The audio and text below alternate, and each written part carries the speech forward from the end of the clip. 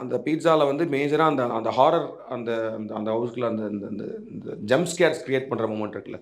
அதுல ஒரு particular moment வந்து அந்த ஒரு ஒரு ஷாட்ல வந்து ஒரு சிங்கிள் ஷாட் மாரி இருக்கும். அவர் இந்த பக்கம் திரும்புவாரு, இப்படி திரும்புவாரு.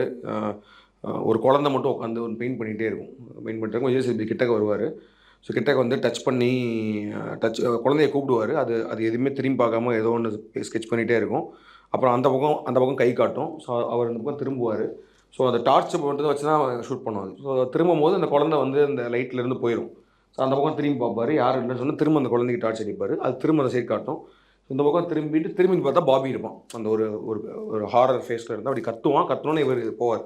ஸோ ஒரு சிங்கிள் ஷாட்ல எடுக்கலாம்னு சொல்லிட்டு, அதில நெறைய மொமெண்ட் இருந்துச்சு. ஏன்னா வந்து அந்த அவர் திரும்புற டையத்துக்குள்ள வந்து நம்ம அந்த குழந்தைய தூக்கிரணும். கரெக்ட். பாபி இங்க வந்து நிக்கணும் அப்படின்ற மாரி சொல்லிடுச்சு.